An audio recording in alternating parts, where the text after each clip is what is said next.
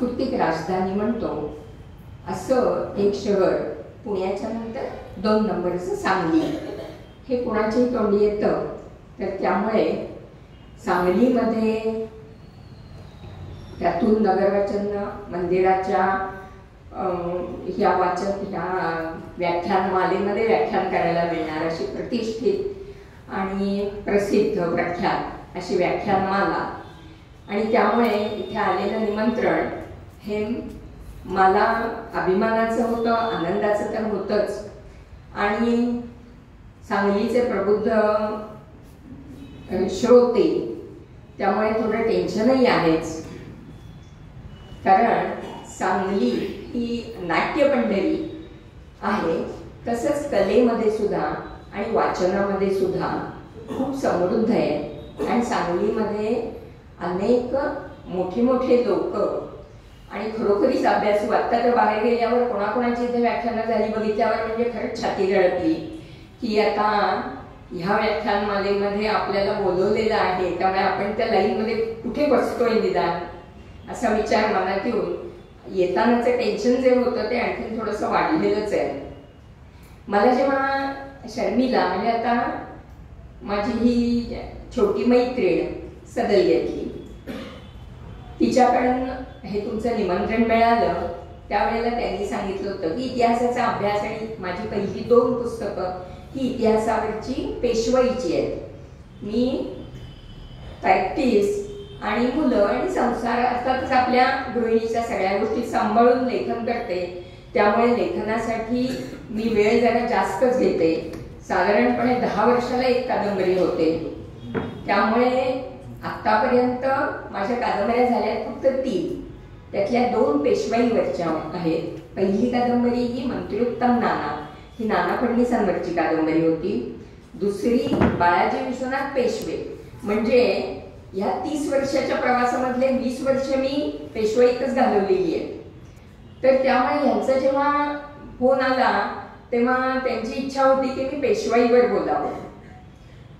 आत्ता प्रश्न काय होता की मी नुकतीच विजयनगरची कादंबरी लिहून हातावेगळी केली आहे. पेशवाईच्या काळातनं मला बाहेर पडून आता 10 वर्ष झाली. त्यामुळे एक तर आता पुन्हा मला तो इतिहास आता काय आहे आता म्हटलं तसं प्रबुद्ध नागरिकांसमोर बोलायचं म्हटलं श्रोत्यांसमोर तर थोडा तरी अभ्यास करून पुन्हा बोललं पाहिजे, मग सगळा अभ्यास रिपीट केला पाहिजे, त्यामुळे कष्ट आले.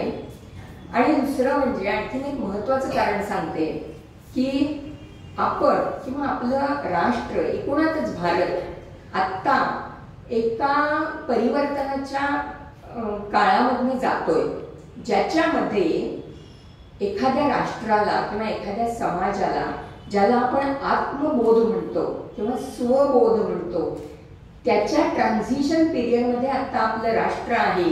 हे आपल्याला सगळ्यांना ज्या व्हॉट्सॲपच्या पोस्ट येतात ना, सोशल मीडियामध्ये त्याच्या पोस्ट येतात किंवा आता तरुण वर्गातली मुलं जसं अभ्यास करून काहीतरी आपलं मत मांडायचं धाडस करतायत त्याच्यावरून आपल्या प्रत्येकाला कळेल. आता सगळी बरीचशी ज्येष्ठ मंडळी आहेत त्यामुळे त्यांना माहिती आहे की एक 7-8-10 वर्षापूर्वी जी गोष्ट बोलण्याचं आपल्याला धाडस होत नव्हतं ती गोष्ट आत्ता ह्या दिवसात आपण मोकळेपणे मांडू शकतोय. हा जो आत्मबोध आपल्या समाजाला होऊ पाहतोय याच्यामध्ये आपल्या परीने भर घालण्याचा प्रत्येक विचारी माणसांनी किंवा प्रत्येक समाजाच्या वरच्या स्तरावर वावरणाऱ्या वैचारिकदृष्ट्या वरच्या स्तरावर असणाऱ्या माणसांनी प्रत्येकाने आपल्या परीने प्रयत्न करायलाच पाहिजे सध्याच्या दिवसात, असं माझं स्वतःचं अतिशय स्ट्रॉंगली मत आहे की ह्या ट्रान्झिशनच्या काळामध्ये आपले राष्ट्र हे आत्मबोधाकडे जात आहे. आणि कुठल्याही समाजाचा आत्मबोध किंवा स्वबोध हा जितका प्रकाशित असेल जेवढा चांगला असेल तेवढी त्या समाजाची दिशा योग्य असते प्रगतीची. आणि आपल्याला योग्य दिशेने प्रगतीकडे आपले राष्ट्र न्यायचे असेल तर हा स्वबोध किंवा आत्मबोध याच्याच बरोबर शत्रुबोध हा अतिशय महत्वाचा आहे. आता हे जे 2 शब्द आहेत आत्मबोध आणि शत्रुबोध म्हणजे मी कोण आहे आणि मला ज्याच्याबरोबर काहीतरी संघर्ष करायचे ते कोण आहे यांचा व्यवस्थित बोध होणे. कारण आपण आपल्या इतिहासाचा अभ्यास केला ना जसं आपण कुठल्याही काळ घ्या त्याच्यामध्ये आपण जर त्या काळाचा अभ्यास केला तर आपले राष्ट्र किंवा आपला समाज सगळ्यात जास्त चुकलेला कुठे आहे तर शत्रुबोधामध्ये चुकलेला आहे. कारण प्रत्येक जण आपण सुद्धा, तुम्ही आम्ही सुद्धा दुसऱ्याची कल्पना किंवा दुसरा कसा वागेल याची कल्पना स्वतःवरून करत असतो.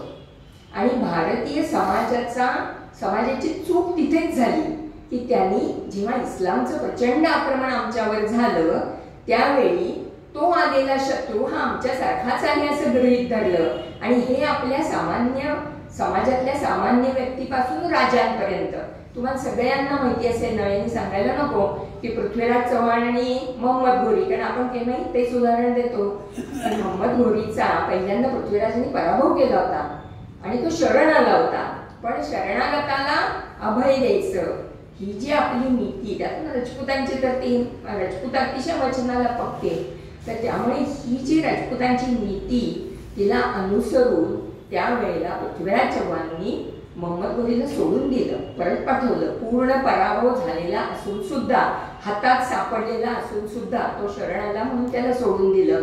त्याच मोहम्मद घोरीने पुढच्या वर्षी पुन्हा नव्याने जेव्हा ते गेलाय तेव्हा आधी वचन देऊन गेला की आता मी तुझ्यावर करणार नाही, आक्रमण करणार नाही म्हणून लिहून देतो असं कबूल करून शरणागत आलेल्या माणसाने त्या पुन्हा आक्रमण पुढच्याच वर्षी केलं. आणि त्यावेळेला जयचंदांनी फितुरी केली, इतिहास सगळ्यांना माहिती आहे. पण त्यामुळे पृथ्वीराज चव्हाण पराभूत झाला आणि त्यावेळेला त्याला माफ केलं नाही मोहम्मद घोरीने. त्याचे हाल करून त्याचे डोळे काढून त्याला ठार मारलं. त्याच्या पत्नीचा अतिशय अपमानास्पद अशा प्रकारचा मृत्यू झालेला आहे. हा सगळा इतिहास माहीत असून सुद्धा पुन्हा पुन्हा आपल्याकडे समाजाकडून तीच चूक झालेली आहे. आणि याला कारण तुम्ही आत्मबोधात आणि शत्रुबोधात कमी पडता. हा जो शत्रुबोध आहे हा उत्तम प्रकारे कुठे होता ह्याचं उदाहरण जर बघायचं झालं ना तर ते एकमेव सापडतं म्हणजे शिवाजी महाराज. आणि शिवाजी महाराजांच्या पेक्षा आपण थोडं मागे गेलो तर ते बऱ्यापैकी थोड्याफार प्रमाणात सापडतं ते कृष्णदेवरायाच्या नीतीमध्ये, जे विजयनगरचं साम्राज्य आता मी ज्याच्यावर बोलणार आहे ते.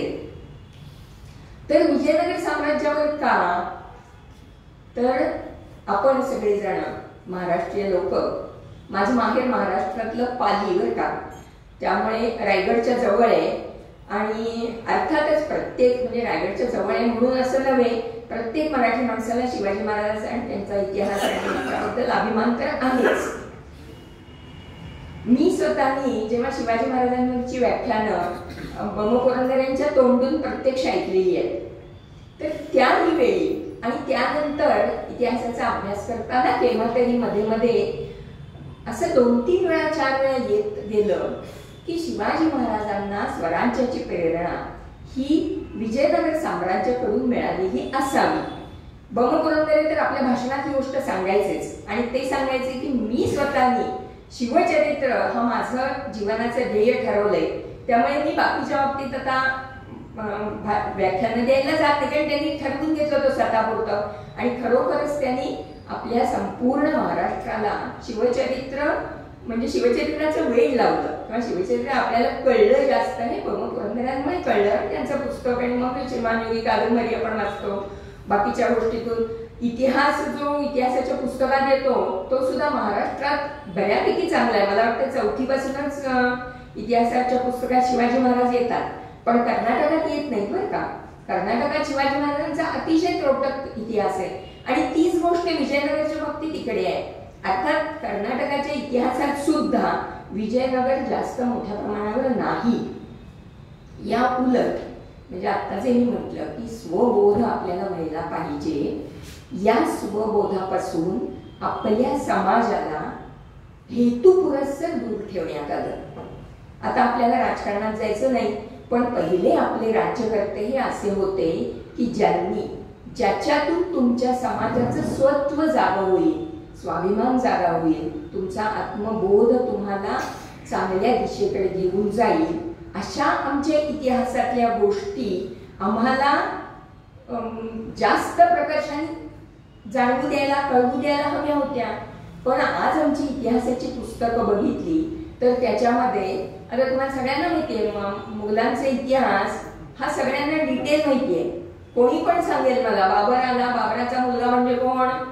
हुमायून. लगेच सांगतात कोणी पण. हुमायूनचा मुलगा म्हणजे कोण? अकबर. हे सगळ्यांना माहितीये. अकबराच्या नंतर जहांगीर, जहांगीर नंतर शहाजहान, शहाजहान नंतर औरंगजेब. सगळ्यांना पाठ आहे. पण ही सगळी मिळून किती वर्षाचा इतिहास आहे माहितीये? बाबर आला 1526 पहिली पानिपतची लढाई झाली, जिंकला आणि आला. त्याच्यानंतर 1707 औरंगजेबाचा मृत्यू झाला. आपल्याला माहिती आहे औरंगजेब इथेच महाराष्ट्रात येऊनच गेला की त्याची कबर इथे आहे. 1707च्या नंतर पुन्हा त्याच्यानंतरची जी मोगल बादशाही आहे त्याच्यात काही अर्थ नव्हता. ते नावाला बादशाह होते. म्हणजे खरी जी मोगल शाही म्हणतो आपण ती किती काळाची आहे? 1526 ते 1707. म्हणजे उणीपुरी 200 वर्ष सुद्धा नाही.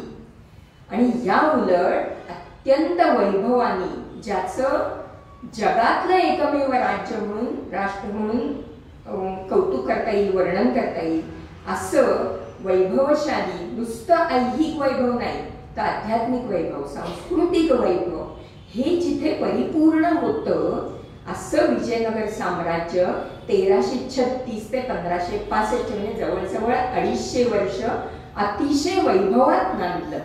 आणि 1565ला ते नष्ट झालं. ते सुद्धा पूर्ण नष्ट नाही. त्याच्यानंतर जी अवस्था आता मी म्हटलं ना मोगल बादशाही नॉमिनल होती तसं ते कमी प्रमाणात, पण त्याच्यानंतर शिवाजी महाराजांच्या काळापर्यंत ते अस्तित्वात होतं. छोट्या प्रमाणात चंद्रगिरी नावाचा भाग आहे तेवढ्या थोड्या भागापुरतं ते शिल्लक होतं. पण एवढ्या मोठ्या प्रमाणावर असलेलं विजयनगर साम्राज्य आपल्याला महाराष्ट्रातल्या लोकांना तर नुसतं विजयनगर साम्राज्य हे नाव फार म्हणजे मी सांगते हरिहर आणि बुक्क यांनी ते स्थापन केलं. आणि राजा कोण होऊन गेला म्हटलं तर कृष्णदेवराय हा एक राजा. याच्या पलीकडे 250 वर्षातला इतिहास ह्याच्यापेक्षा जास्त आपल्याला माहीतच नाही. ते कसं निर्माण झालं, कोणत्या परिस्थितीत निर्माण झालं, कसं नांदलं, कसं वैभवाच्या परमोच्च शिखराला गेलं आणि कशा प्रकारे नष्ट झालं, हा सगळा इतिहास हा अतिशय डोळ्यात अंजन घालणारा आणि आपल्याला त्याचा पहिला भाग जो आहे कसं निर्माण झालं आणि कसं वैभवाला चढलं हा प्रत्येक भारतीयाला अत्यंत अभिमान वाटावा असा आहे. त्याच्यात एकापेक्षा एक होऊन गेलेले राजे त्यांनी ज्या प्रकारे राज्य केलं आणि ज्या प्रकारे हे संपूर्ण साम्राज्य दक्षिण सीमेपर्यंत पोहोचवलं. जवळजवळ भारताच्या दक्षिण भागातला संपूर्ण कृष्णा नदीच्या पलीकडचा सगळा भाग कन्याकुमारी पर्यंतचा आणि श्रीलंका याच्यामध्ये सुद्धा इथपर्यंतचा विजयनगर साम्राज्यामध्ये येत होता. तर एवढं मोठं साम्राज्य, एवढ्या मोठ्या भागामध्ये पसरलेलं हे साम्राज्य, याच्यावरचं जे ओरिजिनल आपल्याला संदर्भ ग्रंथ सापडतो ना त्याचं नावच मुळी आहे की द फॉरगॉटन एम्पायर. हेच मुळे याच नावाने मुळे ते आलं. अर्थात मग त्याच्यानंतर सूर्यनारायण राव म्हणून भारतीय इतिहासकार होते, त्यांनी त्याचा प्रतिवाद करून The Empire Not to Be Forgotten असा दुसरं पुस्तक त्याच्यावर लिहिलं. पण अशा प्रकारचं हे साम्राज्य सगळ्यांना माहीत व्हावं अशा हेतूनी मी या विषयाला हात घातला. आता म्हटल्यासारखं की अगदी लहानपणी जी व्याख्यानमाला शिवाजी महाराजांच्यावरची ऐकली तेव्हापासून डोक्यात कुठेतरी विजयनगर साम्राज्य होतं. विजयनगर बद्दलची जी पुस्तकं आहेत ही सगळी पुस्तकं इंग्लिश किंवा कानडी आहेत. आणि माझा फायदा असा की मी ह्या गडिनार म्हणजे बॉर्डरच्या प्रदेशामध्ये राहत असल्यामुळे आमचं सदलगा हे कर्नाटक बॉर्डर क्रॉस केलं की लगेच पहिलं गाव आहे. तर त्यामुळे आणि मराठीचं तर मला म्हणजे मातृभाषाच आहे माझी आणि मराठी लिहिण्याची तर काही हे जास्तच आहे. त्यामुळे मराठी लिहिणं सोपं होतं, कन्नड कळणं सोपं होतं. कारण कानडी मी जेव्हा सदर्यामध्ये गेले त्याच्यानंतर सदर्यात गेल्यावर मी पहिला कानडी शब्द माझ्या कानावर पडला.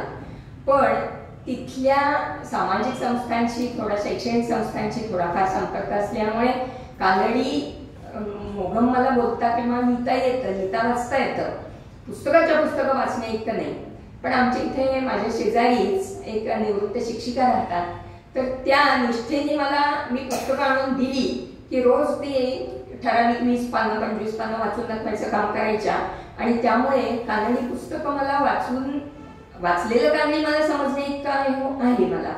त्यामुळे मग त्याच्यातल्या नोट्स काढून घेऊन असं मला कानडी पण पुस्तकांचा रेफरन्स घेता आला आणि इंग्रजी पुस्तकांचा. मराठीमध्ये आहेत पण ते इंग्रजीचे जेवढे अनुवाद झाले तेवढी पुस्तकं आहेत. मराठीमध्ये आत्ता मला आनंद वाटतो की मी लिहिलेल्या कादंबरीच्या आधी कृष्णदेवरायावर आली, हरिहर बुक्क यांच्यावर आलंय, रामराजा म्हणजे शेवटचा जो सम्राट त्याच्यावर आलंय. अशी वेगवेगळी 2-3 छोटी छोटी पुस्तकं आहेत. पण संपूर्ण विजयनगर साम्राज्य कसं निर्माण झालं इथपासून विजयनगर साम्राज्याचा शेवट कसा झाला इथपर्यंतच्या काळाचा एकही संपूर्ण मोठं पुस्तक नाही. आणि मी लिहिलंय अर्थातच कादंबरी स्वरूपात लिहिलंय. पण ती कादंबरी लिहिताना इतिहासाचं कुठेही विपर्यस्त केला नाही, इतिहासाला सोडून लिहिलेलं नाही.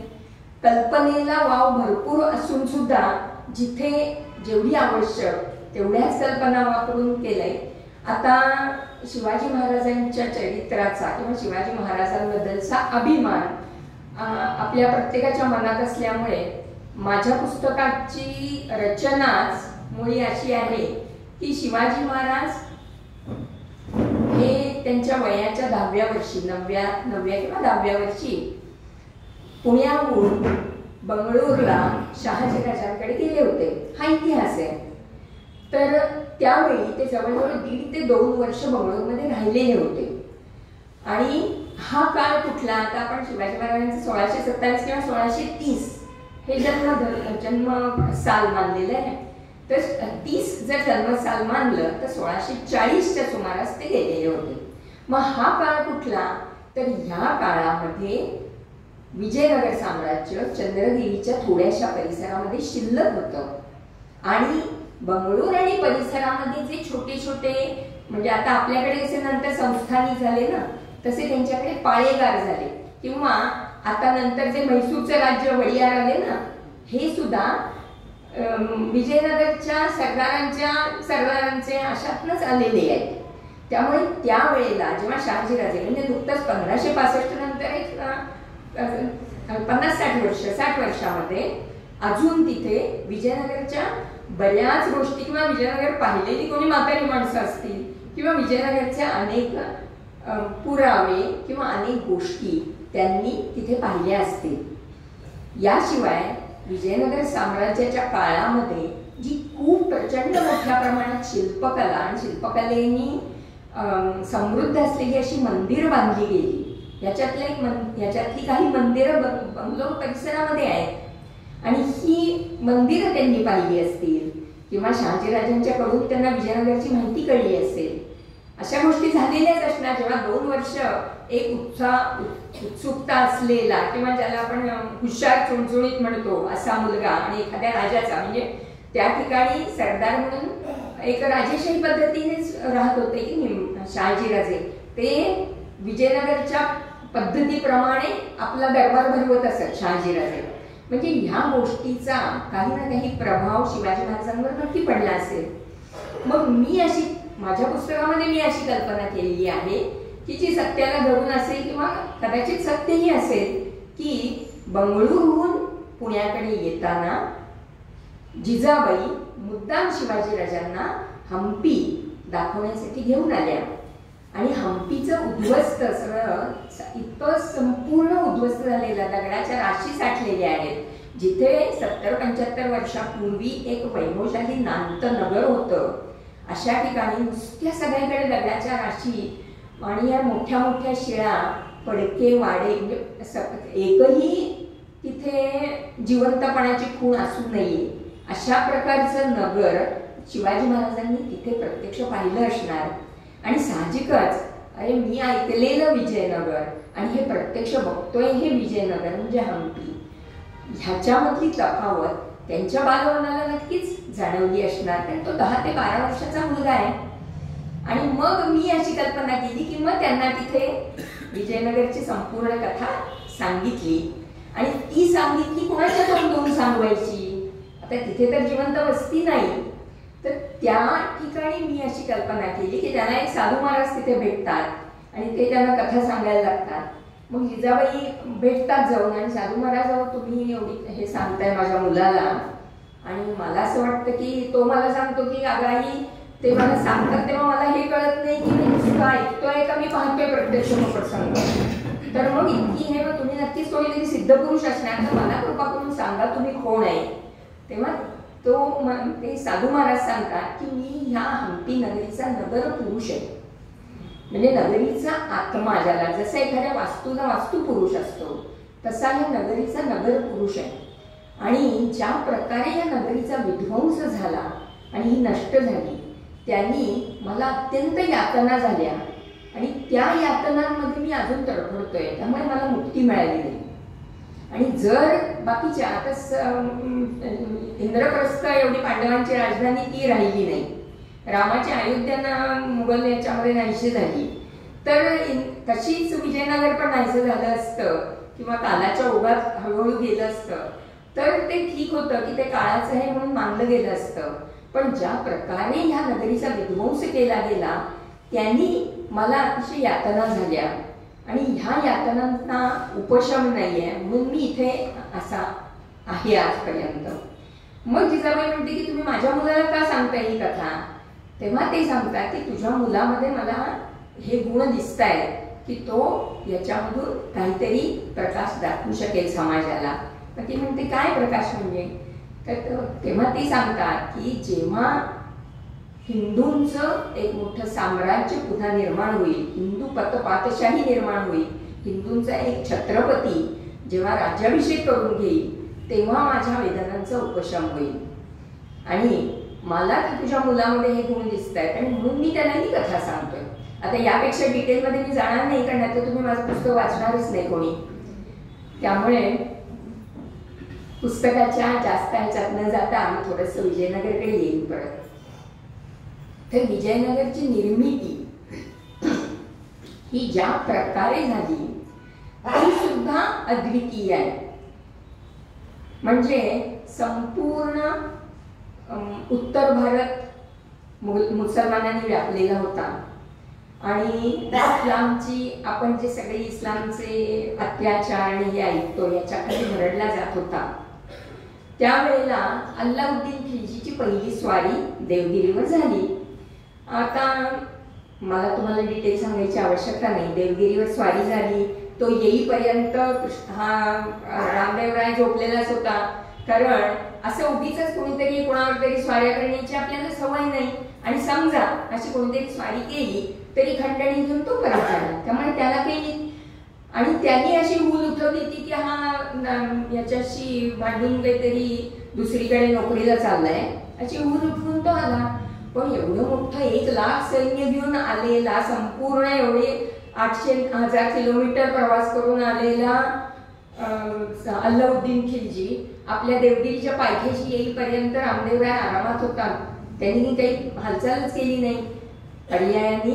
त्यामुळे अर्थातच पराभव पत्करावा लागला, प्रचंड मोठी खंडणी द्यावी लागली.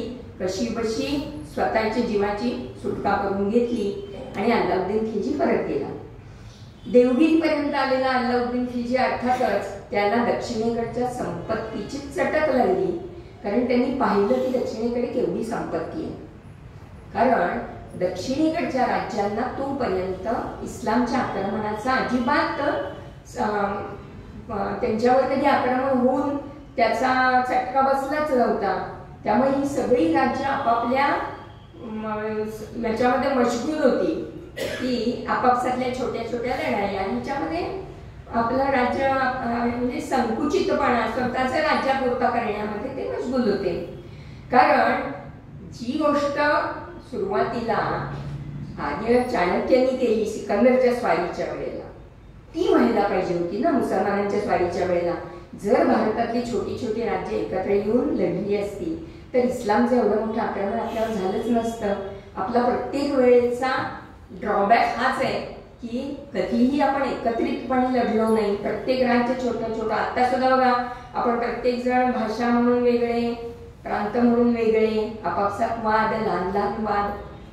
ह्याच्यामध्ये आता साधं आम्ही बेळगाव जिल्ह्यात राहतो, तर बेळगाव जिल्ह्यामध्ये कानडी आणि मराठी किती हे सुरू असतं. तर ह्या लहान लहान गोष्टी ह्याच्यात तुमच्या अस्मिता उठून येतात.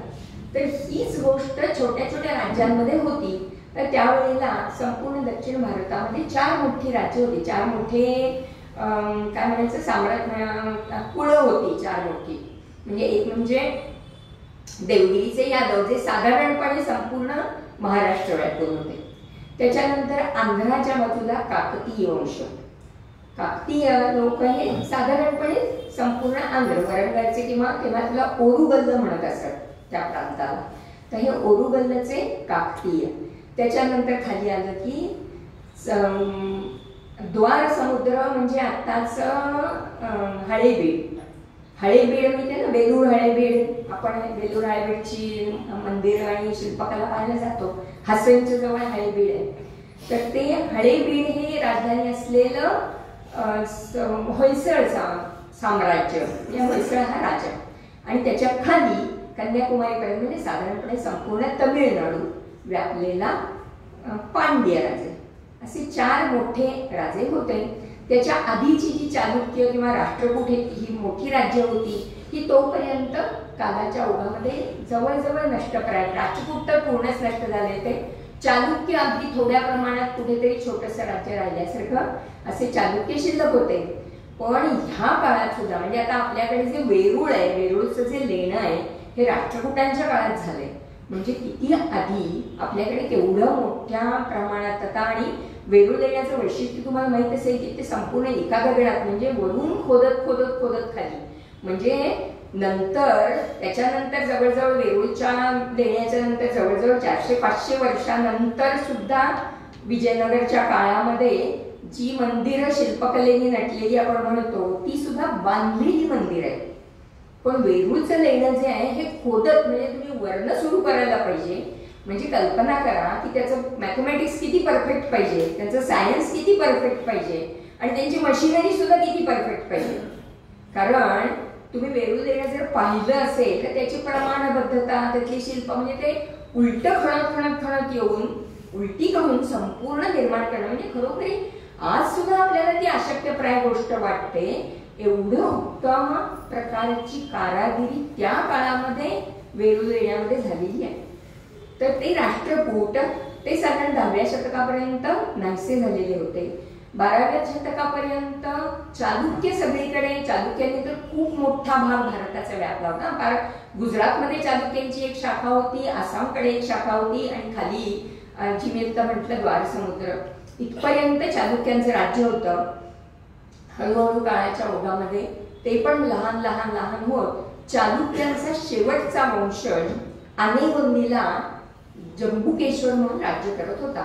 तर हे खूप छोटंसं राज्य, म्हणजे एखाद्या आपण संस्थान म्हणू तसं.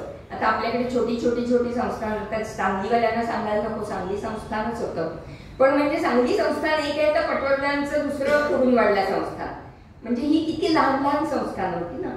अशा प्रकारचं आनेगोंदी हे छोटं संस्थान होतं. आणि हे आनेगोंदी कुठे आहे तर तुंगभद्रेच्या एका काठावर आनेगोंदी आणि दुसऱ्या काठावर हम्पी, जी विजयनगरची राजधानी हम्पी.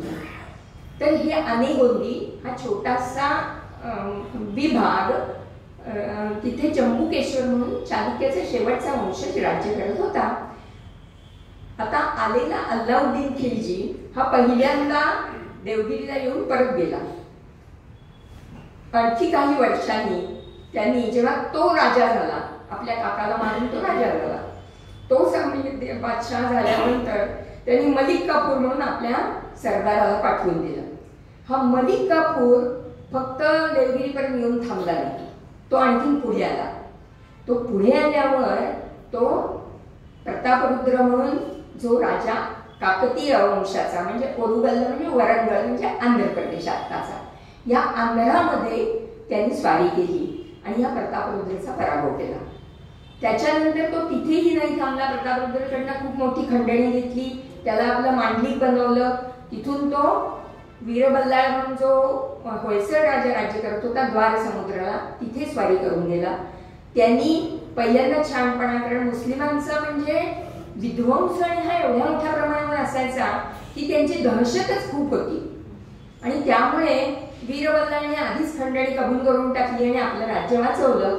तिथून आणखी खाली जाऊन रामेश्वरला पांड्य राजांच्या मध्ये आपापसात त्यांची भाऊबंदी सुरू होती. त्याच्यात मध्यस्थी करण्याचं निमित्त करून ह्या मलिक काफूरनी रामेश्वर पर्यंत मजल मारली आणि रामेश्वरला एक मशीद स्थापन केली त्यांनी.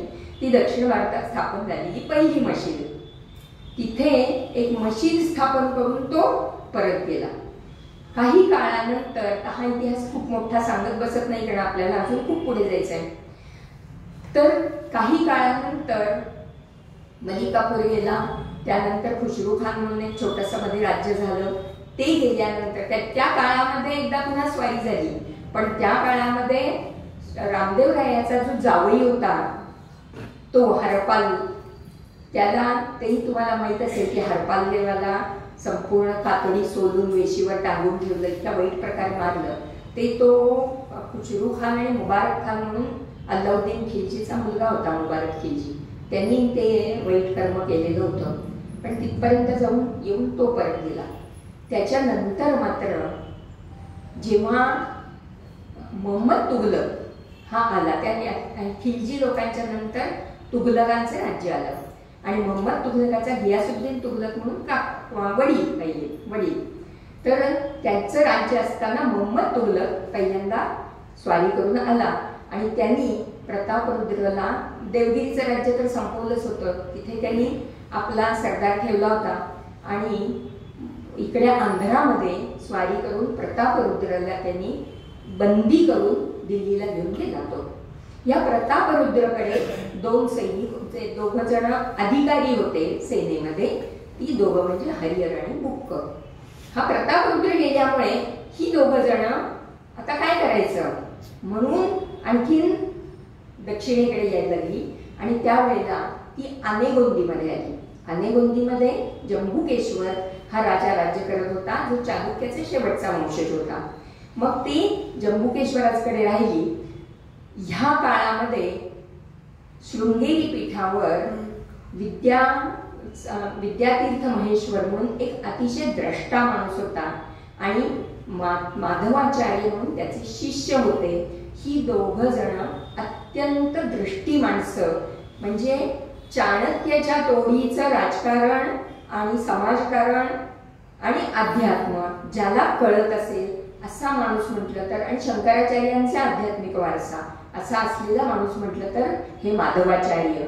ह्या माधवाचार्यांचा वरदहस्त आनेगोंदीचा राजा आणि हरिहर आणि बुक्क यांना मिळाला आणि त्यामुळे पुढची जी विजयनगरच्या साम्राज्याची स्थापना झाली त्याची सुरुवात तिथे झाली.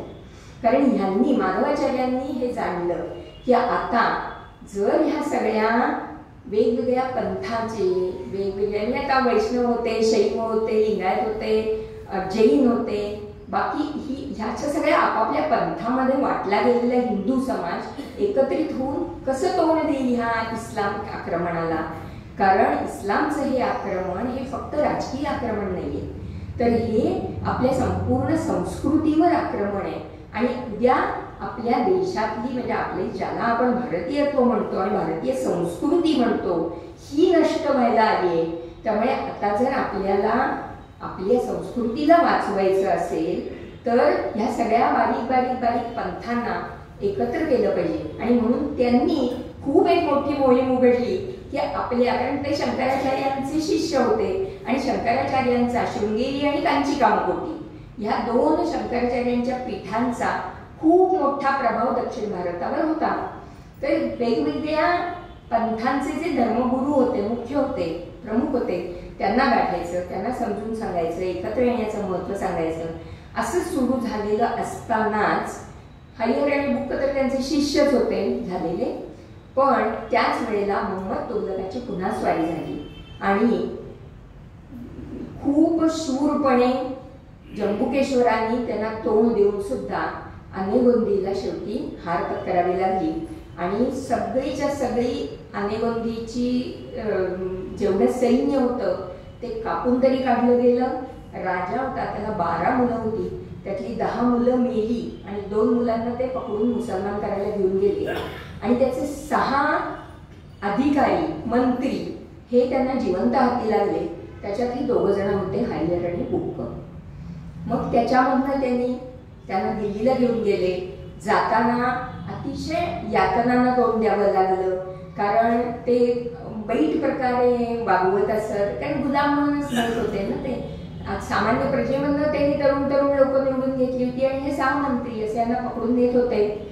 त्यांना इस्लामची दीक्षा दिली, मुसलमान केलं आणि नंतर दिल्लीमध्ये काही वर्ष राहिल्यावर ही दोघही जण अतिशय हुशार होती आणि स्वतःच्या कर्तृत्वाने बादशाहच्या दरबारात सुद्धा त्यांनी चांगल्या जागा मिळवल्या.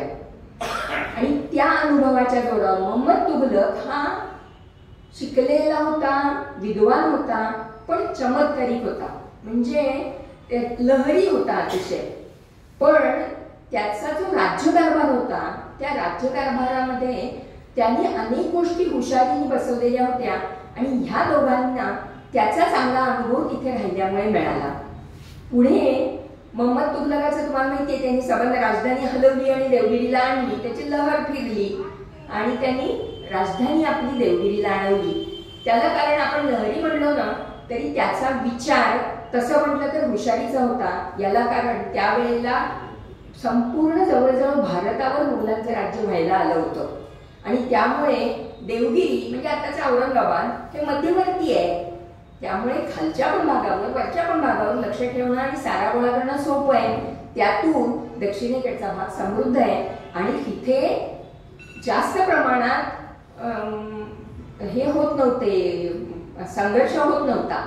म्हणजे ह्याला जास्त तोंड द्यायला लागत होते, ते बंगाल बिंगालकडे जास्त दंगे होत होते, पण खाली कमी होते. त्यामुळे याला असं वाटलं की इथे राहिलो तर आपल्याला जास्त चांगल्या प्रकारे आपली आर्थिक प्राप्ती पण होईल आणि राज्य नीट चालवता येईल, म्हणून त्यांनी देवगिरीला हलवली. पण तो अत्यंत चमत्कारी लहरी असल्यामुळे देवगिरीला त्याने हलवताना 1 लाख लोकांचे सकट दिल्लीहून देवगिरीला यायचं म्हणून हुकूम काढला. एवढ्या लोकांच्या सकट राज्याच्या राज्य घेऊन यायचं, येताना इतके हाल झाले. पण त्यावेळेला काही गाडीत बसलं घोरकन आलं अशी व्यवस्था नव्हती. येताना लोकांचे इतके अनंत प्रकारचे हाल झाले की येईपर्यंत लोकसंख्या निम्मी झाली. बरं तसं होऊन सुद्धा एवढी मोठी लोकसंख्या देवगिरीमध्ये वाढल्यावर तिथे पण चेंज झाली, तिथे कसं सगळं पूर्ण आहे.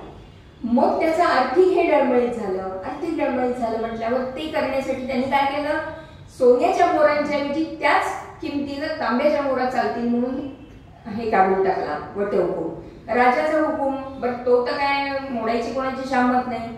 पण लोकांनी काय केलं, घराघरामध्ये आपली तांब्याचे हंडे वितळवून त्याच्या मोहरा पाडल्या. असं करून त्याची सगळी अर्थव्यवस्थाच नष्ट होऊन गेली. कारण सगळे जण व्यवहार करायचे ते सारा द्यायचे ते तांब्याच्या स्वरूपामध्ये. त्यामुळे ही थोडी तांब्याची नाणी, त्याच्या मोठी मोठी गोदामं त्याला पुरेनात तांब्याची नाणी ठेवायला. एवढी मोठी गोदामं भरायला लागली आणि त्याच्या बदल्यात तेवढ्याच सोन्याच्या मोहरा मिळत होत्या. मग कशाला लोक सोन्याची मोहरा देऊन कोण करेल. असं करून सगळ्या अर्थव्यवस्थेचा बोजवारा झाला. त्याला इथे राज्य करणं अवघड झालं. दरम्यानच्या काळात आनेगोंदीमध्ये लोकांनी जे जंबुकेश्वरांनी स्वतः ज्या प्रकारे युद्ध केलं आणि वीरगती हे झाली त्याचा प्रजाजनांवर इतका परिणाम झाला होता की त्यांनी सगळ्यांनी मिळून उठाव करायला सुरुवात केली. आता ह्याची पंचायत अशी झाली की तिकडे बंगालमध्ये, उत्तर प्रदेशात, राजपुतांच्या सगळीकडे हा इकडे राजा इकडे आला म्हटल्यावर तिकडे उठाव सुरू झाले. आपण तिकडे गेलो तर इथे काय करायचं. मग त्यांनी काय केलं, त्याचा तिथे जो ठेवलेला सरदार होता आनेगोंदी तो पळूनच आला. पळून आला म्हटल्यावर यांनी विचार केला की आपण ज्या मंत्र्यांना पकडून आणले आता ते मुसलमान झाले, त्यातल्या एकाला आपण पाठवून देऊया. म्हणून त्यांनी हरिहरला तिथला सुभेदार करून परत पाठवलं आणि तिथे संपूर्ण इतिहासाला कलाटणी मिळाली की पुढे मग हरिहर आणि बुक्क दोघंही अनेगुंदीत आले. त्यांनी माधवाचार्यांच्या मदतीने परत एक विशेष गोष्ट आहे ना ती, की त्या काळामध्ये मुसलमान झालेल्या हरिहर आणि बुक्कला पुन्हा हिंदू करून घेतलं शंकराचार्यांनी, विद्यातीर्थ महेश्वरांनी, आणि मग त्याचं साम्राज्य तिथे स्थापन झालं. त्यानंतर मग पुन्हा एकदा मोहम्मद तुघलक अर्थातच स्वारी करून आला, कारण आपला सरदार आपल्या विरुद्ध बगावत करतोय म्हटला तो काही गप्प बसणार नव्हता. पण त्यावेळेपर्यंत आपला लष्करी सामर्थ्य वाढवून त्याला तोंड देऊन शेवटी पराभव पत्करायला लागून मोहम्मद तुघलक परत गेला. दैवयोगाने त्यानंतर त्याचं आयुष्य पण जास्त टिकलं नाही, तो गेला. त्याच्यानंतर त्याचा जो पुतण्या आला त्यांनी दक्षिणेकडे लक्ष दिलं नाही. तो आपला आपण बरं आपलं राज्य बरं अशा प्रवृत्तीचा होता. त्यामुळे त्याच्या राज्यापुरता दिल्ली आणि परिसरापुरता व्यवस्थित राज्य करत तो राहिला. आणि त्यामुळे विजयनगरला मात्र स्थैर्य प्राप्त झालं. एकानंतर एक आलेले विजयनगरचे राजे हे इतके प्रजावत्सल, किंवा म्हणजे आपण ज्याला आपल्या म्हणजे आता चाणक्यांनी जे घालून दिलं ना राजा कसा असावा, त्यांनी कशा प्रकारे राज्यकारभार करावा, तर ह्या गोष्टीचा विचार करून इतकी प्रजेची काळजी घेणारे आणि असे झाले की त्यामुळे बघता बघता विजयनगर साम्राज्य हे वैभवाच्या शिखराला जाऊन पोचलं. आणि हे वैभवाच्या शिखराला गेलेलं साम्राज्य तसं पुरे 250 वर्ष टिकलं. विजयनगरमध्ये एकूण 4 हे झाले डायनेस्टी, म्हणजे काय कुळ. पहिले संगम वंश, 4 वंश झाले म्हणजे राजवंश, 4 राजवंशांनी राज्य केलं. पहिला होता तो संगम वंश, म्हणजे ज्याच्यात हरिहर आणि बुक्क आले. मग त्याच्यानंतर त्यांचा मुलगा असं करत शेवटी 150 वर्षापर्यंत हे एकच संगम वंश होता. त्या 150 वर्षानंतर जो वंश आला तो साळुव वंश. त्यांनी 17-18 वर्ष राज्य केलं. त्याच्यानंतर आलेला तो तुळुव वंश. हा तुळुव वंश म्हणजे ज्याच्यामध्ये कृष्णदेवराय जन्माला आला तो. या तुळुव वंशाने तर खूप वर्ष, म्हणजे 1504 मध्ये आलेलं तुळुव वंशाचं राज्य 1504 ते 1509 हे 5 वर्ष फक्त. पहिला जो नरसिंहराय म्हणून कृष्णदेवरायांचा भाऊ होता त्यांनी राज्य केलं. त्यानंतर कृष्णदेवरायांनी 1509 ते 1530 या 20 वर्षामध्ये अत्यंत उत्तम रीतीने राज्य चालवलं. आणि ह्याची आपल्याला जो ज्ञात इतिहास आहे विजयनगरचा, तो ह्या काळामध्ये आलेले जे परदेशी प्रवासी होते त्यांच्याकडून कळलेला इतिहास आहे. त्यांकडे आपल्याकडे आपल्या एकूण समाज पद्धतीचा तर हा खूप मोठा दोष की आपण वेळोवेळी लिहून ठेवत नाही. त्यामुळे काही ठिकाणी काव्य अशा स्वरूपात किंवा संस्कृत नाटक अशा स्वरूपामध्ये काही ठिकाणी लिहिलं गेलं, पण इतिहास अशा स्वरूपात नोंद मिळाली की ज्याला ऑथेंटिक महत्व प्राप्त होईल अशा नोंदी आपल्याकडच्या लोकांनी केलेल्या जास्त नाही.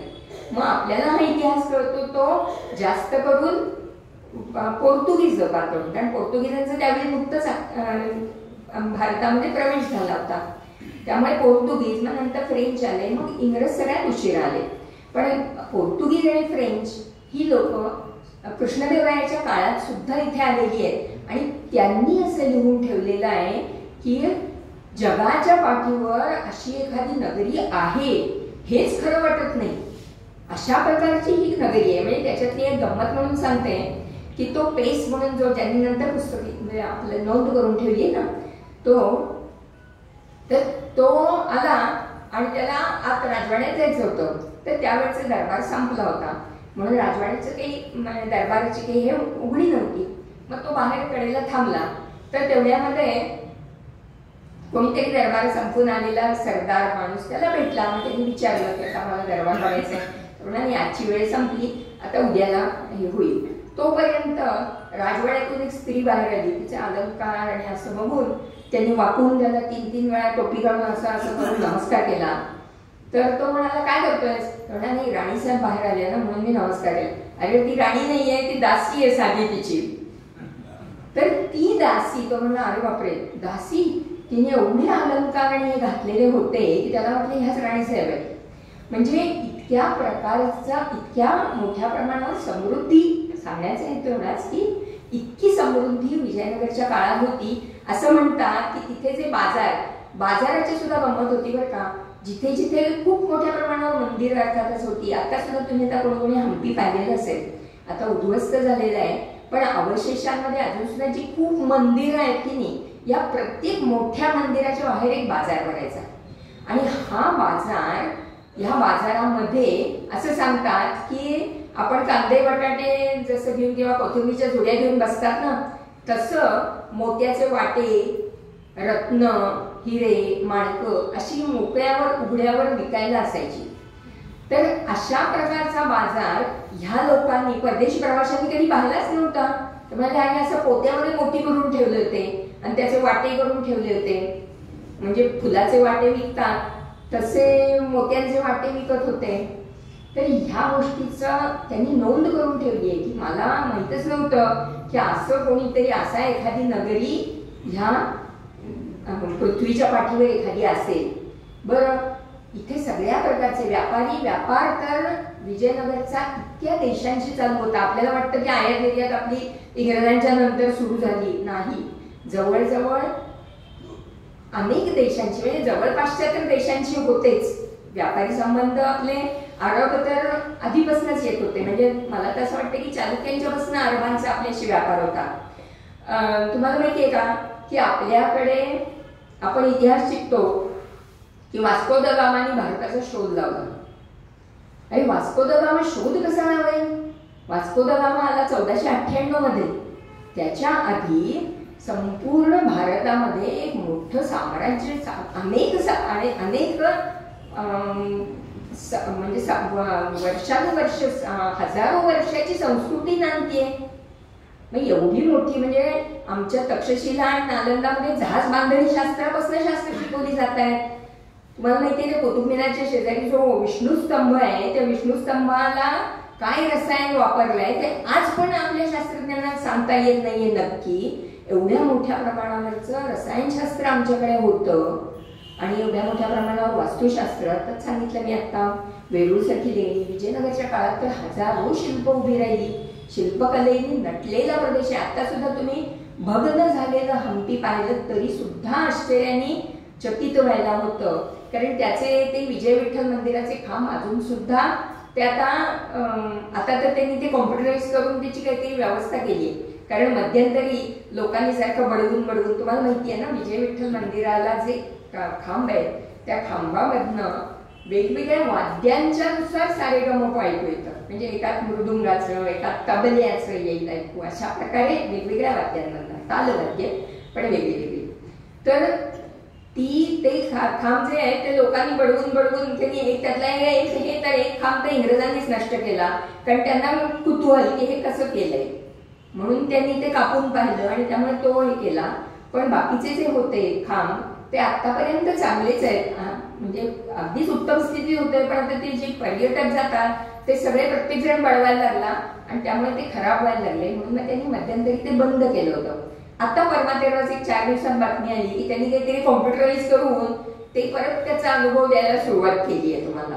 अशा प्रकारे काहीतरी, पण ते म्हणजे एक अतिशय महत्वाचं हे शिल्प. म्हणजे त्याच्यामध्ये सुद्धा तसंच आहे की अरे दगडाचा थांबतो, त्या दगडामध्ये विशिष्ट प्रकारचा दगड, त्याच्यात विशिष्ट प्रकारचे रसायनं वापरून आतली पोकळी जी असेल ती किती असेल ह्याचा म्हणजे सायन्स आहे ना हे सगळं.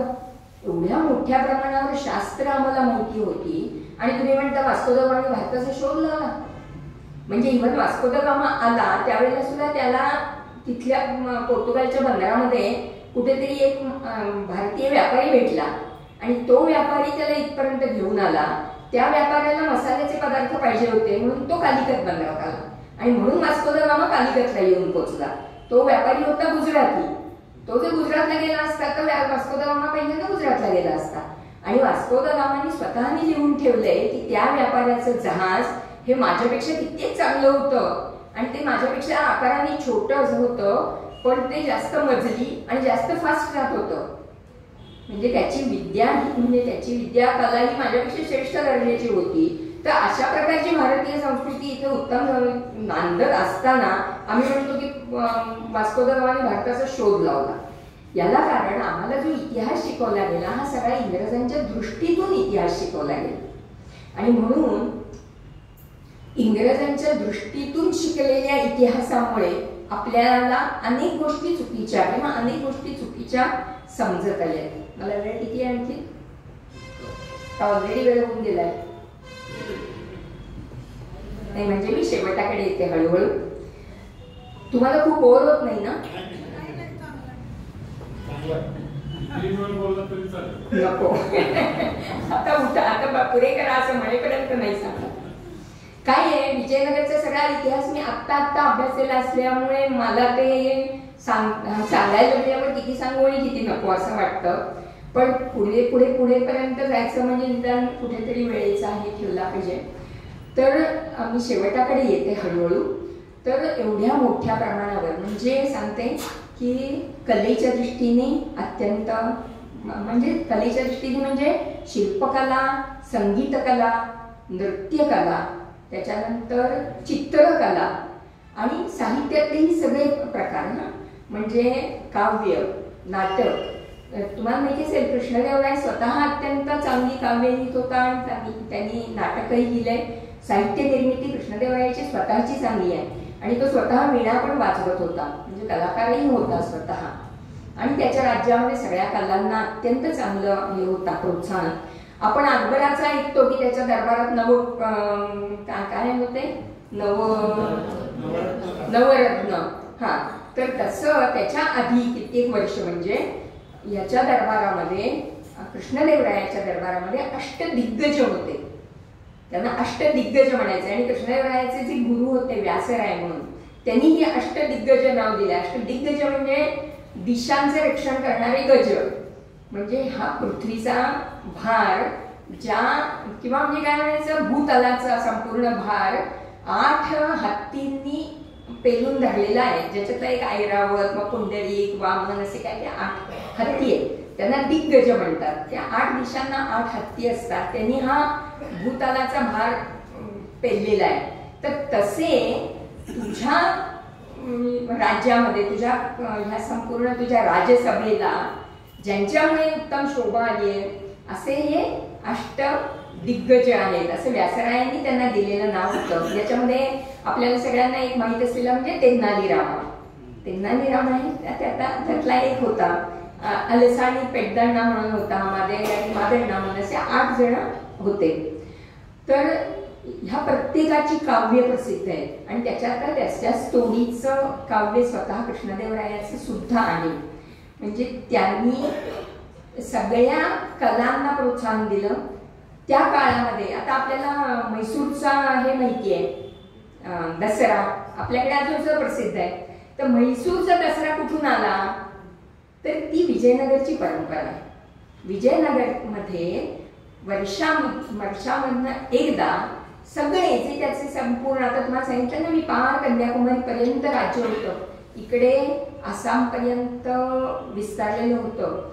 आणि वर सगळ्या विजयनगरचं वर्णन करण्यात महत्वाची गोष्ट सांगायची राहिली की विजयनगर जेव्हा निर्माण झालं त्याच्यानंतर लगेच काही वर्षामध्ये जसं मोहम्मद तुघलक तिकडे गेला त्यावेळेला कृष्णेच्या खालच्या भागापासून किंवा तुंगभद्रेच्या खाली जसं विजयनगर निर्माण झालं तसं कृष्णेच्या वरच्या भागात म्हणजे देवगिरीचं राज्य आणि आसपासचा प्रदेश याच्यामध्ये बहामनी साम्राज्य निर्माण झालं.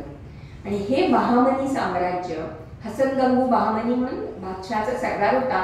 जसं बुक्कला खाली पाठवलं तसं त्या हसन गंगू बहामनीला देवगिरीचा प्रदेश त्यांनी बादशहांनी तिथे ठेवलं त्याला आणि तो निघून गेला. आता तो इकडे येणार नाही ही खात्री झाल्यावर जेव्हा तो हरिहरकडनं हरला आणि परत गेला त्यावेळी आता तो येणार नाही खात्री झाल्यावर या हसन गंगूनी स्वतःचं राज्य स्थापन केलं. त्याचा समकाल तो हसन गंगू बहामनी म्हणून त्याचं बहामनी साम्राज्य हे नाव. या बहामनी साम्राज्याचे आणि विजयनगरचे सारखी बारीक युद्ध होत राहिली कायम काही सुरुवातीपासून शेवटपर्यंत. तर ही कशावर असायची तर कृष्णेच्या वरच्या भागामध्ये बहामनी, तुंगभद्रेच्या खालच्या भागामध्ये विजयनगरचं साम्राज्य. हे बिन तक्रार होतं, दोघांनाही प्रश्न नव्हता. प्रश्न कुठे होता? कृष्णा ते तुंगभद्रा ह्यामधला जो भाग होता त्याच्यावर कोणाचं वर्चस्व, ह्याच्यावरून त्यांची सारखी युद्ध व्हायची. आणि हा भाग का महत्वाचा? तर ह्या भागामध्ये हट्टी, रायचूर अशा ह्या प्रदेशामध्ये सोन्याच्या खाणी आहेत आणि नुसत्या सोन्याच्या नाही तर हिऱ्याच्या पण खाणी होत्या. ह्या भागामध्ये असलेल्या हिऱ्याच्या खाणी, सोन्याच्या खाणी हा संपत्तीचा खूप मोठा स्रोत होता.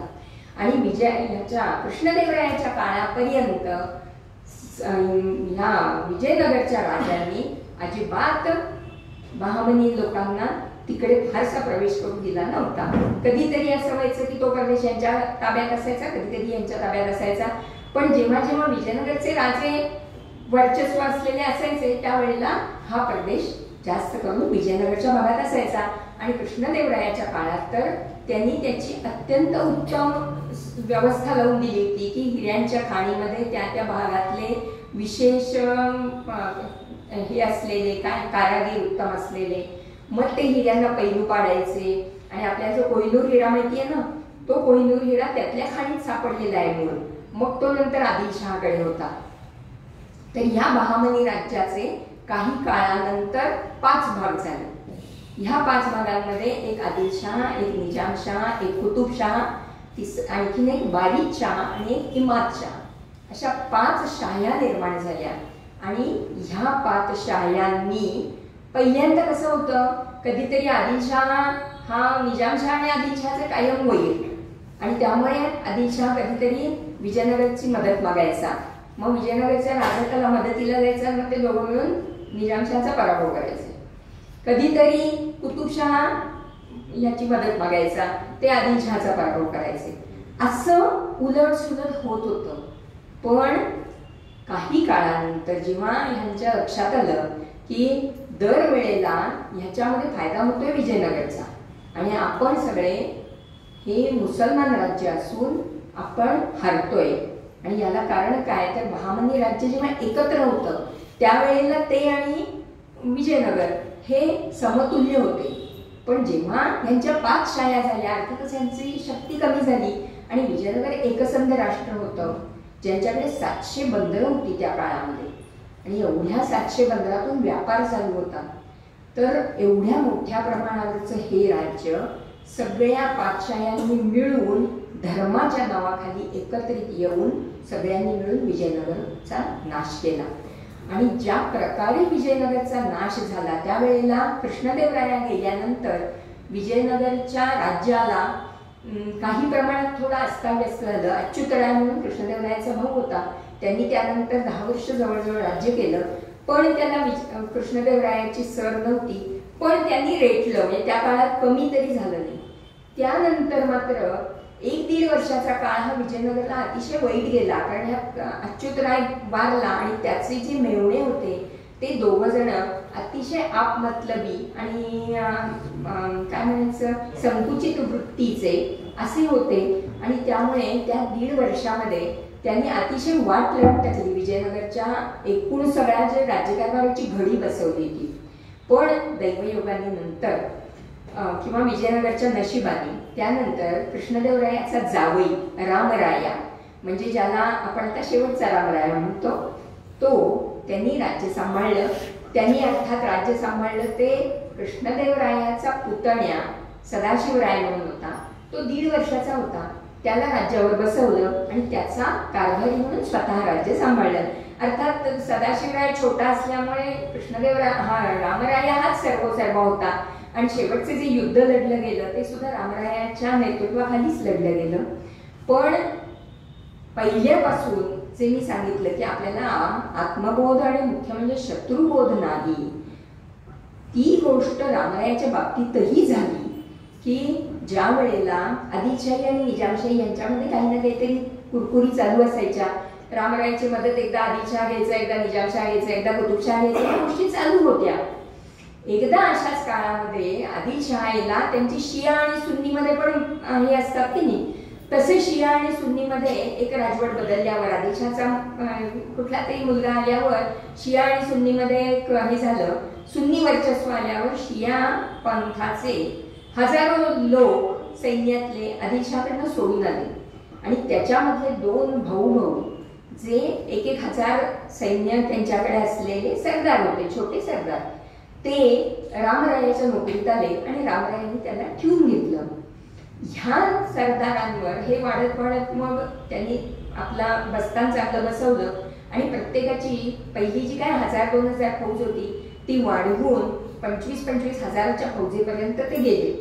आणि ही फौज युद्धाच्या म्हणजे जेव्हा नंतर शेवटची वेळ आली त्यावेळेला युद्धाच्या ऐन वेळेला राखीव म्हणून मागे ठेवलेली फौज ह्यांनी उलटा हल्ला चढवला मागून आणि पुढून ह्या सगळ्या 5 शाह्या एकत्र मिळून आलेल्या आणि मागून ही दगा दिलेली फौज याच्यामध्ये सापडल्यामुळे विजयनगरच्या फौजेचा दारुण पराभव झाला. प्रत्यक्षामध्ये पराभूत होण्याच्या स्थितीत नसताना सुद्धा, म्हणजे दरवेळी आपला जो पराभव किंवा हे झालाय हा दगाबाजीने झालाय. म्हणजे तुम्हाला माहित असेल अगदी सुरुवातीला जेव्हा पहिलं आक्रमण सिंध प्रांतावर आपलं झालं, आपल्या सिंध प्रांतावर झालं, त्यावेळेला सुद्धा दाहिर राजा होता. दाहिर राजाकडे अरब लोक होते, अरब लोक नोकरीला राहिले होते. त्या अरब लोकांची जी फौज होती त्यांनी शेवटच्या मिनिटाला आम्ही आलेली लोक जे होते मोहम्मद बिन कासिमचे, त्याच्याशी लढायला मोहम्मद बिन कासिम आला होता ना त्यावेळेला, त्याची जी लोक होते हे आमचे धर्मबंधू आहे, यांच्याशी आम्ही लढणार नाही म्हणून ऐन वेळेला दगा दिला आणि म्हणून तेव्हा दाहिर राजाचाही पराभव झालेला आहे. आणि ह्याच्या उलट त्यांना सिंधाची एका नदी कुठली होती, ओलांडता, सिंधू नदी असेल का पेटी, ओलांडता येत नव्हती नदी, तर नदीला उतार कुठे आहे कळत नव्हतं. पलीकडच्या बाजूला त्याचं सैन्य मोहम्मद बिन कासिमचं, या बाजूला दाहिरचं राज्य, तर त्याच्यामध्ये एक लहानसा बेट होतं. त्या बेटावर जो माणूस होता त्याचं दाहिर राजाशी काहीतरी बारीकसं वैर होतं. त्यांनी जाऊन मोहम्मद बिन कासिमला सांगितलं की मी तुला वाट देतो ये म्हणून, आणि म्हणून त्या बेटावर येऊन तो त्यांनी सिंधू नदी त्याला ओलांडता आली आणि इकडे येता आलं.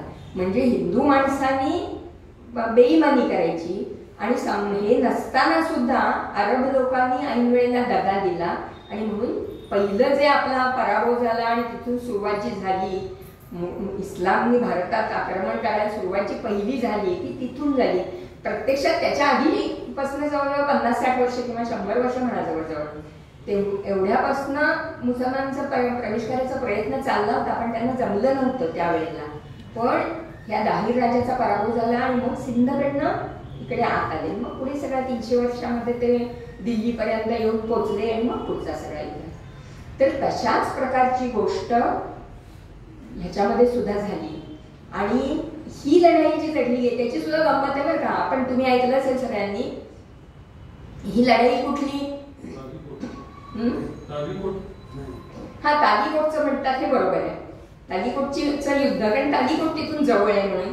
पण आपण त्याला राक्षस तागडीची लढाई म्हणतो, बरोबर आहे. तर राक्षस तागडी कुठली, हे कुठलं काढलं, तालीकोट निदान गाव तरी दिसतं, राक्षस तागडी कुठलं काढलं नाव, तर मला सुद्धा कळायचं नाही. आपण इतिहासात राक्षस तागडी वाचलेलं आहे, पण नंतर मला प्रत्यक्षात गेल्यावर कळलं की तिथे रक्कसगी आणि तंगडगी या नावाची 2 गावं आहेत. तर ह्या रक्कसगी आणि तंगडगी याच्या मधल्या काळामध्ये ह्याचा खूप मोठा मोठा तिथे माळ भाग आहे, खूप मोठा माळ म्हणजे मोकळी जागा. आणि अगदी फार महाभारतातलं युद्ध झालं तेव्हा जसं होतं की नाही 18 अक्षौहिणी सैन्य आपलं, तशा प्रकारे प्रचंड मोठं सैन्य, ह्या 5 शाह्यांचं मिळून सैन्य. आणि विजयनगरची तर सैन्य ताकद अमर्याद होती. म्हणजे त्यामुळे एवढं मोठं सैन्य मावण्यासारखी त्याची जागा होती, माळ होता मोठा, त्याच्या एका बाजूला रक्कसगी आहे आणि एका बाजूला तंगडगी गाव आहे. त्याच्या अपभ्रंश होऊन मराठीमध्ये ते राक्षस तागडी झालं त्याचं. आणि त्यामुळे आपण सगळ्या इतिहासात बघतो राक्षस तागडीची लढाई. तर ही जी लढाई झाली ही कृष्णेच्या पलीकडे झाली, म्हणजे कृष्णा नदी जी होती तिथपर्यंत. कारण यांनी ठरवलं रामरायांनी की हे सगळेजण येत आहेत. रामरायाला कॉन्फिडन्सच होता की आपण हरणार नाही, आपण जिंकणार. कारण प्रत्येकच युद्ध तोपर्यंत विजयनगर कधीच हरलं नव्हतं युद्धामध्ये, कारण त्यांची ताकद जास्त होती. आणि ह्याला वाटलं की येऊ देते एकत्र मिळून येतात म्हणून काय झालं, आम्ही तर काही हरणार नाहीच. आणि त्यांनी तयारी पण भरपूर केली होती, सैन्यही भरपूर होतं आणि युद्धाची हे पण भरपूर, संपत्ती भरपूर, कुठे कशात कमी नव्हतंच मुळी. त्यामुळे जेव्हा कृष्णेच्या अलीकडे विजयनगरचं सैन्य आणि कृष्णेच्या पलीकडे तालीकोटला हे सगळं बादशाह्यांचं सैन्य होतं, त्यावेळेला काही काळपर्यंत ते तसेच थांबलेले होते एकमेकांचा अंदाज घेत. पण रामरायाची ही चूक झाली की त्यांनी पलीकडे जायचा निर्णय घेतला. जर तो गेला नसता तर कदाचित युद्धाचा निकाल वेगळा लागला असता, उलटा लागू शकला असता, माहित नाही. जर तरला इतिहासात काही हे नसतं. पण तिकडे जाऊन युद्ध केल्यामुळे अपरिमित हानी झाली. कारण जेव्हा काय झालं की हे जेव्हा मागणं पण हल्ला झाला की नाही, मागून झालेला हल्ला, पुढून झालेला हल्ला, ह्याच्यामध्ये एकच गोंधळ माजला. आणि ह्या गोंधळामध्ये रुक्मी खान म्हणून त्यांचा आदिलशहाचा सेनापती होता, तो तोफखान्याचा मुख्य होता, त्याचा हत्ती उधळला. आणि तो उधळलेला हत्ती डायरेक्ट रामरायाच्या सैन्यात घुसला. रामरायाच्या सैन्यात घुसल्यानंतर जी पळापळ झाली त्याच्यात रामराया एकटा पडला. आणि तो एकटा पडतोय हे लक्षात आल्यावर त्याच्या सेवकांनी पटकन घोडा आणला रामरायापर्यंत की तू ह्याच्यावर चढ म्हणून. त्याच्यावर चढायला गेलेल्या रामरायाच्या हातातली तलवार खाली पडलेली आणि तो चढायला गेला, त्याचा पाय टाकला, तेवढ्यात कुठल्या तरी तोफेचा कपचा येऊन त्याच्या पायाला लागलं आणि तो पडला खाली. खाली पडल्यावर त्या रुक्मी खानचा जो हत्ती होता तो त्याच्या जवळ पोचलेला होता आणि त्या रुक्मी खाननी आपल्या हत्तीच्या सोंडेने त्याला उचलून आपल्या हत्तीवर उचललं आणि डायरेक्ट तो हत्ती समोर उभा केला आदिलशहाच्या आणि निजामशहाच्या. निजामशहा हा त्याच्या आधी अतिशय रामरायाच्या म्हणजे वैयक्तिक भयंकर चिडलेला होता. आणि त्याला कारण म्हणजे आधीच्या युद्धामध्ये जेव्हा निजामशहाचा पराभव झाला तेव्हा रामरायांनी त्याला अट एकच घातली की बाकीचे आदिलशहा होता, कुतुबशहा बरोबर होते, पण कुतुबशहानी यांनी आपलं सैन्य म्हणजे आपली संपत्ती घेतली, त्यांच्याकडनं जे काय तहामध्ये होती ती घेऊन मोकळे झाले. यांनी सांगितलं मला संपत्ती नकोय, काही नकोय, मला येऊन पाया पडायचं, तू नाक घासायचं माझ्या समोर आणि माझं चुकलं म्हणून सांगायचं. आणि त्याला कारण असं होतं की त्यांनी त्याच्या भागातल्या सगळ्या मंदिरांची खूप नासधूस केली होती. निजामशहाच्या भागात असलेली जी मंदिरं होती त्याची खूप नासधूस केली होती. त्याचा राग खूप होता रामरायाला आणि म्हणून त्यांनी त्याला नाक घासून पाया पडायला लावलं. आणि त्यावेळेला हरलेला असल्यामुळे निजामशहाने ते करणं भाग पडलं त्याला. पण तो संताप त्याच्या मनात होता की त्याच्या लक्षात आलं की आता हा रामराया एकटा आपल्याला सापडलाय, आता ह्याला जर आपण बाकीचे मिळून होते ना सगळे आदिलशहा कुतुबशहा, आदिलशहा तर म्हणजे रामरायाच्या इतका जवळचा होता काही काळपर्यंत की आदिलशहाला मुलगा म्हणायचा. आदिलशहा म्हणून तेव्हा होता, त्याला मुलगा म्हणायचा रामराय, इतका जवळचा होता. तर त्यामुळे आदिलशहा जर आता आला जवळ तर हा काय आपल्याला मारू देणार नाही, म्हणून त्यांनी कोणाची वाट न पाहता पहिल्यांदा म्हणजे त्याची मुंडकं उडवलं रामरायाचं आणि ते भाल्याच्या टोकावर घेऊन नाचवायला सुरुवात केल्यावर संपूर्ण फौजेमध्ये आपल्याकडे काय मुख्य जर राजाचा हे झाला म्हटलं की हलकल्लोळ म्हणजे मग सगळे पळूनच जाणार. एकटी शिवाजी महाराजांची हे इतिहास असा आहे की आग्र्याला जरी त्याला पकडून नेलं तरी राज्यातली व्यवस्था अजिबात डळमळीत झाली नाही.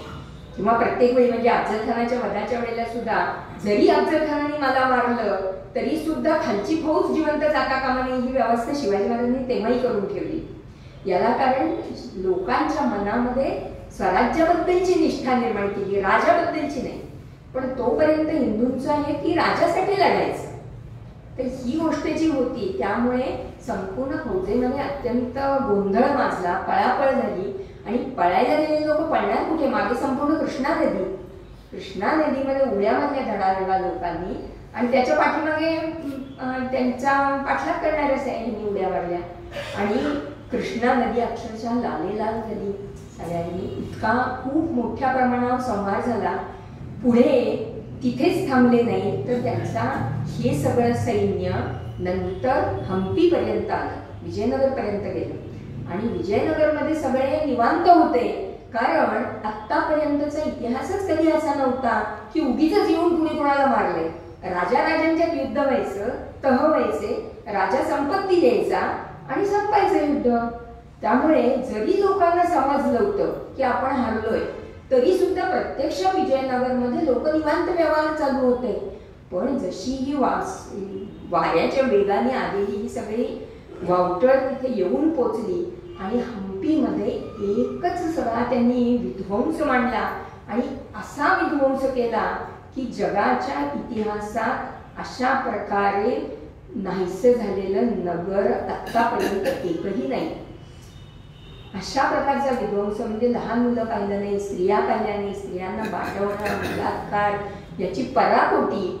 आणि गंगाधर गाडग्यांचा एक लेख आहे त्याच्यावरचा की संगिनीच्या टोकावरचे लहान मुलांची आकडी लोंबतायत आणि असं वर्णन केलंय त्यांनी. इतका आपल्याला दुःख आणि संताप याचा अतिरेक होतो की केवळ म्हणजे त्यांना काही नुसती संपत्ती हवी होती असं नाही. अरे संपत्ती तर भरपूर होती विजयनगरमध्ये, त्यांनी कित्येक हत्तींवर भरून भरून भरून संपत्ती नेली, पण त्याच्याबरोबर एकही इमारत ठेवायची नाही, एकही माणूस नंतर विजयनगरमध्ये कधीही राहिला नाही. आज तागायत आजपर्यंत नंतर विजयनगरमध्ये माणूस राहू शकला नाही. कारण आता तर सगळं आता तुम्ही बघायला गेलं तर हम्पीमध्ये सगळी नुसती दगडाच्या राशी आहेत, काही नाही तिथे. इतक्या वाईट प्रकारे विजयनगरचा अंत झाला आणि त्यानंतर विजयनगर पुन्हा उभं राहू शकलं नाही. त्याच्यानंतर सुद्धा म्हणजे आता रामरायाचा जो धाकटा भाऊ होता तिरुमल राया, त्यांनी त्या सदाशिवरायाला पळवून नेलं आणि त्याच्या नावाने पुन्हा चंद्रगिरीमध्ये जाऊन त्यांनी राज्य आपलं परत तिथलं. कारण विजयनगरचं साम्राज्य बऱ्याच लांबेपर्यंत होतं. हळूहळू मूळ सत्ता जेव्हा कमजोर होते त्यावेळेला बाकीचे हे आपापली सत्ता स्थापन करतात, तशा प्रकारे झालं. आणि मग एक छोटंसं राज्य म्हणून विजयनगर 1640 पर्यंत तरी होतं. 1640ला मी आत्ता जे सांगते हे म्हणजे 1640ला शिवाजी महाराज तिथे गेले होते म्हणून 1640 सांगितलं. त्यानंतर काही काळाने शिवाजी महाराजांची जेव्हा आपल्याला जिंजीवर स्वारी केली माहितीये, शिवाजी महाराज जेव्हा दक्षिणेकडे गेले ना, दक्षिण दिग्विजय केला, जिंजीला गेले, तर त्यावेळेला ते विजयनगरचा जो शेवटचा वंशज होता श्रीरंग म्हणून, तर त्याच्या बायकोनी शिवाजी महाराजांकडे काही अर्ज केला आणि तिला शिवाजी महाराजांनी काही तनखा लावून दिला. असं एक हे सापडलेलं आहे. अर्थात त्याची खरी खोटी म्हणून खूप पुष्टी झालेली नाहीये, पण असा एक कागद अस्तित्वात आहे की शिवाजी महाराजांनी दिला. मग कदाचित मी आता म्हणलं तसं की शिवाजी महाराजांच्या मनात कृतज्ञता असेल कुठेतरी की विजयनगर साम्राज्य एवढं मोठं आपल्याकडच्या भागामध्ये हे झालं, तर त्यांचे जे वंशज असतील त्यांना एक तनखा त्यांनी सुरू करून दिला असं हे आहे. तर अशा प्रकारे जगातलं एकमेवाद्वितीय साम्राज्य विजयनगर, ज्याची सुरुवात पण विलक्षण आहे, ज्याचा मध्य पण विलक्षण आहे आणि ज्याचा शेवट पण विलक्षण आहे. अर्थात शेवटचा भाग विलक्षण म्हणजे आपल्याला अतिशय काय म्हणतो आपण उद्विग्नता आणणारा आहे, पण शत्रुबोधासाठी अतिशय महत्त्वाचा आहे की आज सुद्धा आपल्याला अजून सुद्धा आपल्याला माहिती आहे की आता मी राजकारणाकडे वळत नाही, पण अजूनही आपल्याला माहिती आहे की सगळे मुसलमान काय वाईट नाही आहेत हो असं सांगणारी लोक आहेतच. आणि आम्ही ते म्हणतो नाही असं नाही, पण सामान्य मुसलमान हा धर्माच्या अतिशय आहारी गेलेला आहे आणि त्यामुळे ह्या गोष्टी पुन्हा पुन्हा घडतायत, पुन्हा पुन्हा घडतायत आणि भारताला त्या प्रश्नाला तोंड द्यायची पुन्हा पुन्हा वेळ येते. तर हा आत्मबोध आणि हा शत्रुबोध जास्तीत जास्त लोकांपर्यंत पोचवावा ह्याच्यासाठीचा हा सगळा प्रयत्न होता. धन्यवाद. मला खूप मजा आली तुम्हाला सगळ्यांना हे सांगताना.